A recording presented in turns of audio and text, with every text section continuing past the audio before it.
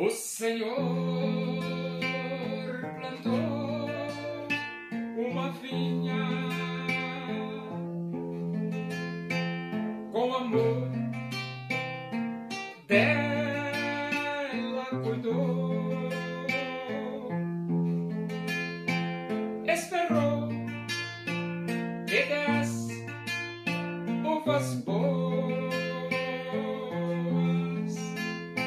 uvas bravas, dela brotou. Que mais podia eu fazer? Assim perguntou o Senhor.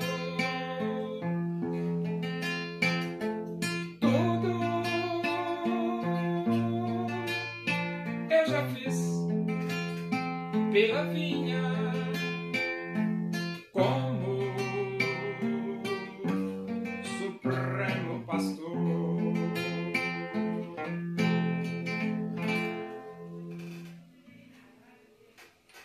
Vamos abrir a Bíblia Sagrada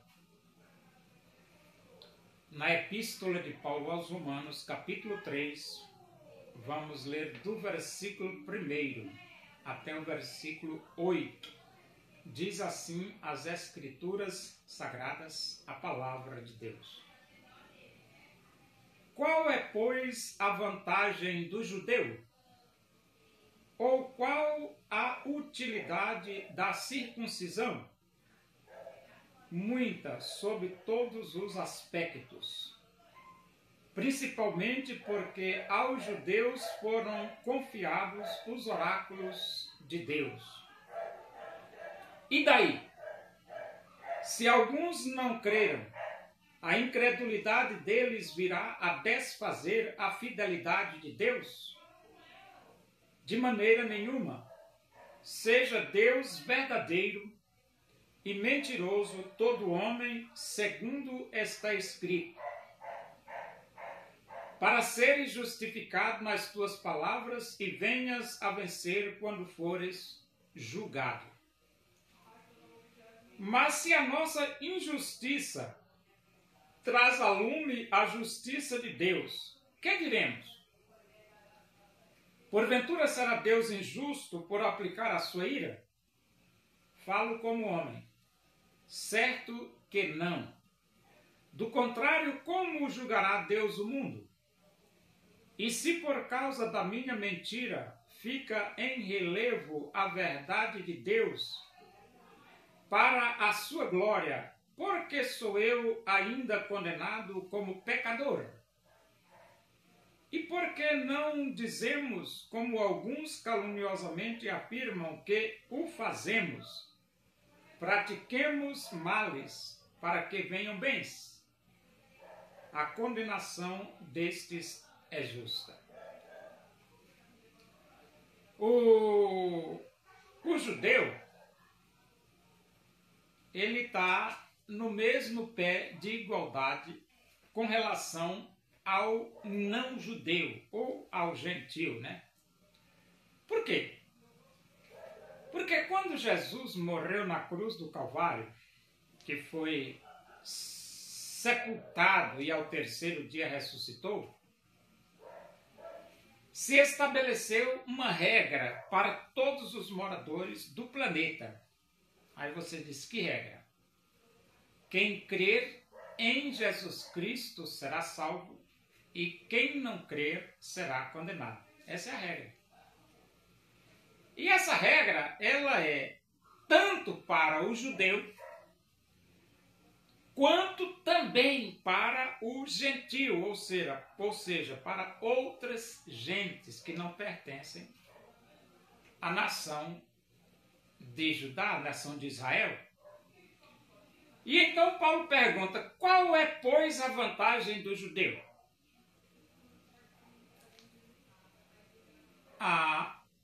A vantagem dos judeus é porque Deus confiou aos judeus os oráculos de Deus. Ou seja, é através do judeu que a mensagem de Deus vem ao mundo. É.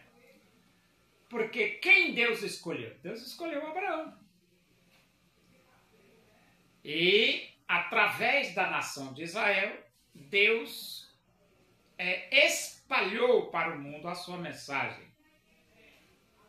E depois da nação de Israel, Deus escolheu a igreja. E através da igreja, Deus espalha para os 8 bilhões de moradores do planeta a mensagem de que só Jesus Cristo salva. Então, nós temos a Bíblia e a instrumentalidade que Deus usou para que a Bíblia chegasse até nós foi a nação de Israel. E nós temos o Novo Testamento e a instrumentalidade que Deus usou para que o Novo Testamento chegasse até nós foi Jesus. Jesus e os discípulos, que foram eles que escreveram o Novo Testamento. Então ele diz muitas sobre todos os aspectos, principalmente porque aos judeus foram confiados os oráculos de Deus. Então Deus confiou. E daí? Se alguns não creram, a incredulidade deles virá a desfazer a fidelidade de Deus? Claro que não. Claro que não. Por que não? Porque Deus é fiel. E Deus é fiel no sentido de quem crer em Cristo será salvo. Quem não crer será condenado. Deus é fiel. Se o judeu não acreditar em Cristo, ele vai para o inferno. E se ele acreditar em Jesus como Salvador, ele tem vida eterna, o judeu. Mas da mesma forma é o gentil. O gentil que não acreditar em Jesus, ele vai para o inferno. E se ele acreditar em Jesus e aceitar como Salvador, ele tem vida eterna. Então, a fidelidade de Deus continua, tanto para o judeu como para o gentil. É só você resolver se arrepender, abrir o seu coração e aceitar Jesus. Deus é fiel. Ele prometeu e você tem. Se você aceitar Jesus, você tem a vida eterna. Versículo 4. De maneira nenhuma, seja Deus verdadeiro e mentiroso todo homem, segundo está escrito. Então, Deus é verdadeiro. Mas o homem não. O homem é mentiroso. O homem não é fácil não, rapaz. Você está pensando que o ser humano é fácil? Seja Deus verdadeiro e mentiroso todo homem. Aí como você deve analisar isso aqui? Analisar que todo homem tem a sua natureza pervertida? Todo homem tem a sua natureza degenerada? Todo homem tem a sua natureza corrupta? Todo homem é pecador. Não tem jeito. Entendeu?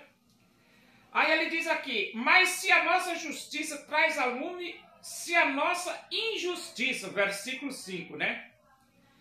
Mas se a nossa injustiça traz ao lume a justiça de Deus, que diremos? Por que a nossa injustiça? Porque Paulo pregava a salvação pela graça. A pregação de Paulo era essa. Pela graça sois salvos, mediante a fé, isso não vem de vós, é dom de Deus, não vem de obras, para que ninguém se glorie. Só que os judeus, eles queriam ser salvos pela obediência aos 10 mandamentos. Não matarás, não adulterarás, não furtarás, guarda o sábado, não farás para ti mais de escultura, não cobiçarás. Eles queriam ser salvos pelos 10 mandamentos. E Paulo pregava pela graça sois salvos, mediante a fé, isso não vem de vós, é dom de Deus, não vem de obras, para que ninguém se glorie. Só que, por exemplo, eles achavam que a pregação de Paulo era uma injustiça. Aí Paulo responde para ele, bom, se a nossa injustiça traz a lume a justiça de Deus, tudo bem, não tem problema nenhum. Por que a nossa injustiça?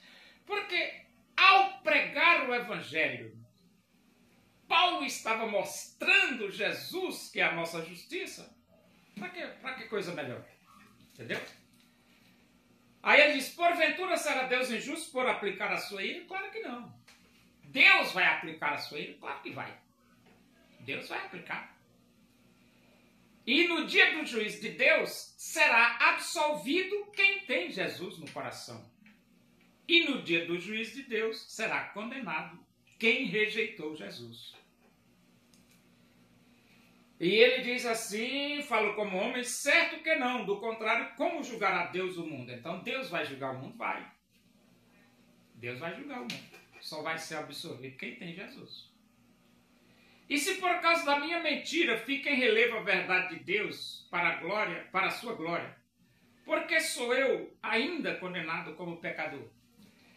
Essa expressão, a minha mentira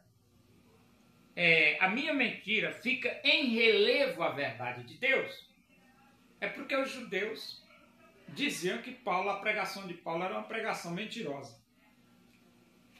E como eles diziam que a pregação de Paulo era uma pregação mentirosa, Paulo respondeu, bom, se a minha mentira torna em relevo, em destaque a verdade de Deus, está bom demais. Por quê em relevo? Por que em destaque? Porque dizer que só Jesus Cristo salva é colocar a verdade de Deus em destaque. Paulo não colocava não matarás, não adulterarás, não furtarás em destaque. Não, Paulo não colocava esse destaque. Paulo colocava em destaque a verdade de Deus, que só Jesus Cristo salva. Acabou-se. Não tem outra estrada. A estrada é essa.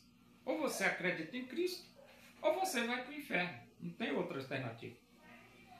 E por que não dizemos, como alguns caluniosamente afirmam que o fazemos, pratiquemos males para que venham bens? Então, eles caluniavam o apóstolo Paulo, dizendo que o apóstolo Paulo estava ensinando as pessoas a praticar o mal para poder vir bem. E o apóstolo Paulo diz, eu não estou fazendo isso não. E Paulo responde, a condenação destes é justa. Então, você é salvo pela graça. Pela graça sois salvos, mediante a fé, isso não vem de vós, é dom de Deus, não vem de obras para que ninguém se glorie. Mas ele continua dizendo, pois somos feitura dele, criados em Cristo Jesus para as boas obras, as quais Deus de antemão preparou para nós.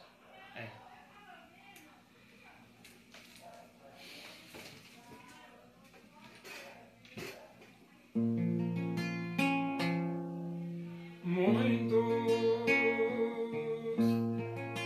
tinham dinheiro,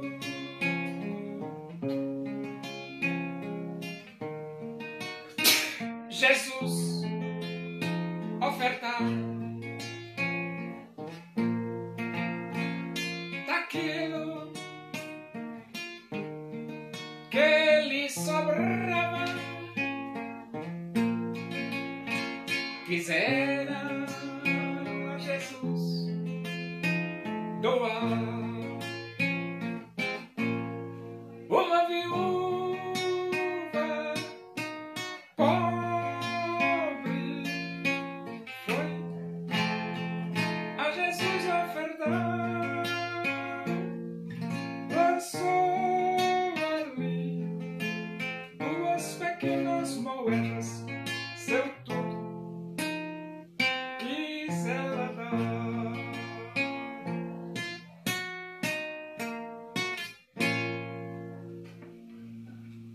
Ora, agradecemos a Deus por esse momento na tua presença aí. Que o amor de Deus, a graça do nosso Senhor Jesus Cristo, a comunhão e a consolação do Espírito de Deus sejam todos nós aqui, com todo o teu povo em toda a face da terra, hoje e para sempre. Amém. Boa noite, que Deus vos abençoe.